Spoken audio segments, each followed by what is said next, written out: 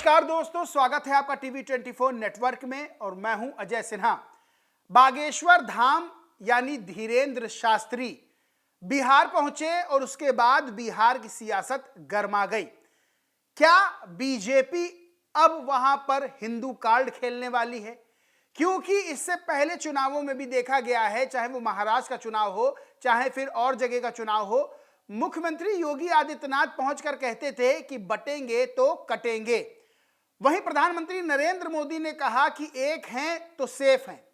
अब यहां पर बीजेपी अभी तो उतनी चुनावी ताल नहीं ठोक रही है बिहार में, लेकिन धीरेंद्र शास्त्री का बिहार पहुंचना कहीं ना कहीं बड़े राजनीतिक संकेत दे रहा है। क्योंकि जिस तरह से धीरेंद्र शास्त्री का बयान सामने आया है, उसके बाद बिहार की सियासत गर्मा गई है। दरअसल वहां कथा कहने पहुंचे हैं धीरेंद्र शास्त्री, लेकिन उससे पहले बिहार पहुंचते ही उन्होंने हिंदू राष्ट्र बनाने की बात कर दी और कहा कि हिंदू राष्ट्र बनाएंगे भारत को। इसको लेकर आरजेडी के नेताओं ने विरोध दर्ज करवाया। आरजेडी के विधायक हैं चंद्रशेखर, उन्होंने कहा कि धीरेंद्र शास्त्री को तो जेल में डाल देना चाहिए। दरअसल कई तरह के सवाल खड़े हो रहे हैं बिहार की सियासत को लेकर। सवाल ये खड़े हो रहे हैं कि एक टाइम पर धीरेंद्र शास्त्री, एक ही टाइम पर आरएसएस के प्रमुख मोहन भागवत और एक ही टाइम पर श्री श्री रविशंकर का बिहार दौरा, क्या बीजेपी वहां पर इन दौरों को लेकर हिंदुत्व का कार्ड खेलना चाहती है? क्या हिंदू वोटों का ध्रुवीकरण शुरू हो गया है? क्या विकास के नाम की जगह अब धर्म के नाम पर फिर से एक बार वोटों का खेला होने वाला है? ये तमाम तरह के सवाल खड़े हो रहे हैं। दरअसल धीरेंद्र के शास्त्री बिहार पहुंचे और बिहार पहुंचते ही उन्होंने कहा कि हम किसी पार्टी का प्रचार करने नहीं आए हैं, हम किसी पार्टी के प्रचारक नहीं हैं, बल्कि हम हिंदुत्व के प्रचारक हैं। जब तक हमारे प्राण रहेंगे हम हिंदुओं के लिए जिएंगे और हिंदुओं के लिए मरेंगे। हम इस देश के हिंदुओं को जगाने के लिए आए हैं, हम भारत को बंटने नहीं देंगे, हम हिंदुओं को घटने नहीं देंगे। सवाल ये उठता है कि क्या हिंदुओं अभी तक सो रहे हैं जिन्होंने जगाने आए हैं? सवाल यह उठता है कि हम भारत को बंटने नहीं देंगे तो भारत कहां बंटा जा रहा है? और एक सवाल यह भी उठता है कि इन्होंने कहा हम हिंदुओं को घटने नहीं देंगे तो कहां हिंदू घट रहे हैं? तमाम तरह के सवाल खड़े होते हैं। एक सवाल यह भी लोग खड़ा कर रहे हैं, विपक्ष खड़ा कर रहा है कि भाई कथा कहने आए थे, उसमें हिंदू राष्ट्र बनाने जैसी बात और हिंदुओं के घटने और हिंदुओं के बढ़ने जैसी बात ये कहां से आ गई? अब इसके पीछे राजनीतिक मतलब भी निकाला जा रहा है कि धीरेंद्र शास्त्री का जो दौरा है वो पूरी तरह से राजनीति से रंगा हुआ है और एक नेता की तरह धीरेंद्र शास्त्री बिहार पहुंचे हैं।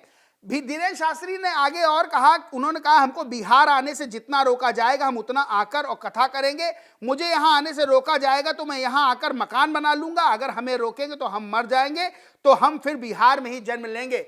अरे एनडीए की सरकार है, मुख्यमंत्री के रूप में नीतीश कुमार है, तो जाहिर सी बात है लॉ एंड ऑर्डर पुलिस सब तो नीतीश कुमार के अंडर में है, तो भाई धीरेंद्र शास्त्री को कौन रोक सकता है? वहीं तेजस्वी यादव ने कहा कि भारत में सबको स्वतंत्रता है, कोई कहीं भी जा सकता है, कोई अधिकार नहीं किसी को रोकने का।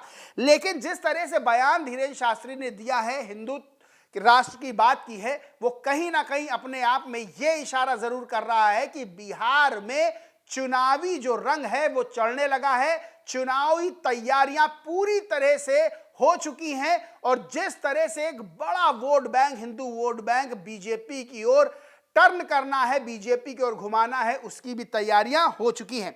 न्यूज़ 18 बिहार का एक ट्वीट है, लिखा है औरंगजेब पर विवाद मामला, बाबा बागेश्वर ने कहा अब देश की दशा बदल रही है, भारत पुनः हिंदू राष्ट्र बनेगा। वहीं इंडिया टीवी का ट्वीट है, लिखा है हिंदू राष्ट्र को लेकर बाबा बागेश्वर की ललकार, कहा हिंदू राष्ट्र की आवाज सबसे ज्यादा बिहार से उठेगी। यानी कि चुनावी राज्य है तो अब हिंदुत्व की आवाज बिहार से उठेगी। सीधा कनेक्शन राजनीति से जाता है।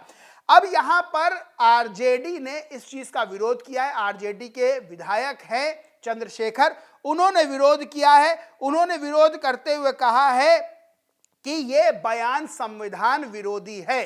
और जो बाबा बागेश्वर हैं यानी कि धीरेन्द्र शास्त्री हैं उनको उठा के जेल में डाल देना चाहिए। अब संविधान की प्रस्तावना क्या कहती है इस पर भी नजर डालना जरूरी है कि क्या हिंदू राष्ट्र जैसा बयान संविधान विरोधी है या फिर संविधान में इसका उल्लेख है। तो संविधान की जो प्रस्तावना है उसे संविधान की कुंजी कहते हैं, की ऑफ कॉन्स्टिट्यूशन। उसमें क्या लिखा है, 2 लाइन में बताता हूं। लिखा है, हम भारत के लोग यह संकल्प लेते हुए कि हम भारत को एक संपूर्ण प्रभुत्व संपन्न समाजवादी धर्मनिरपेक्ष लोकतांत्रिक गणराज्य बनाएंगे। यानी कि यहां धर्मनिरपेक्षता की बात हुई है। भारत को किसी भी धर्म का राष्ट्र नहीं घोषित किया जा सकता है कि हम हिंदू राष्ट्र बना दें, हम मुस्लिम राष्ट्र बना दें। यहां धर्मनिरपेक्षता की बात की गई है। इसी को लेकर आरजेडी कह रही है कि धीरेन्द्र कृष्ण शास्त्री का बयान संविधान विरोधी है। बहरहाल अपने आप को बीजेपी के कई नेता सबसे बड़ा हिंदू और विपक्ष के नेताओं को हिंदू विरोधी बताने की कोशिश भी करने लगे हैं।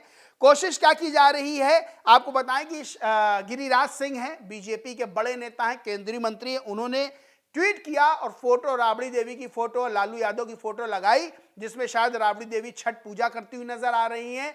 और नीचे एक फोटो है जिसमें लालू यादव किसी मजार पे चादर चढ़ाते हुए नजर आ रहे हैं। इसको लेकर उन्होंने लिखा, देश का सबसे बड़ा पाखंडी कौन, आप देखें बागेश्वर बाबा या लालू और राबड़ी की फोटो लगाई है तो जाहिर सी बात है उन्हीं पर सवाल खड़ा हो रहा है।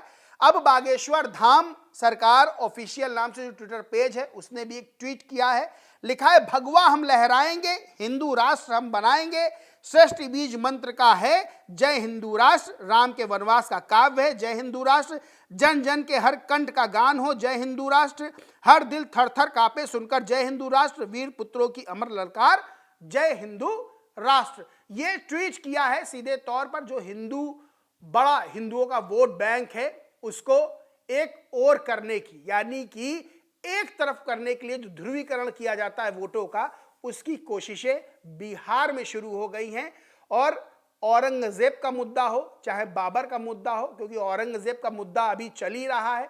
महाराष्ट्र में जिस तरह से समाजवादी पार्टी के विधायक ने बयान दिया था अबू आजमी ने, उसको लेकर उत्तर प्रदेश और बिहार तक सियासत गर्मा गई। अबू आजमी का विरोध हुआ, उन्हें विधानसभा से बजट सत्र से जो है बाहर कर दिया गया। वहीं अब बाबर को लेकर भी बवाल मचा हुआ है और धीरेन्द्र शास्त्री ने कहा है कि ये बाबर का देश नहीं है। तो जहां चुनाव में विकास की बात होनी चाहिए, बिहार में ये बात होनी चाहिए कि प्रति व्यक्ति आय इतनी कम कैसे है। शिक्षा के मामले में बिहार इतना पिछड़ा क्यों है। अभी भी इंफ्रास्ट्रक्चर जो बिहार का होना चाहिए वो नहीं है। लोग गरीबी में क्यों जी रहे हैं। बिहार में कानून व्यवस्था की बात कर लें तो अभी कल एक तस्वीर सामने आती जिसमें एक महिला के तलवों में कीलें ठोक दी जाती हैं। तो कानून व्यवस्था पे सवाल खड़े होते हैं। आरोप लगाती है बीजेपी, नीतीश कुमार की लालू की सरकार में जंगल राज था तो आज कीलें ठोकी जा रही हैं। तो कौन सा राज है ये भी बताने की जरूरत है।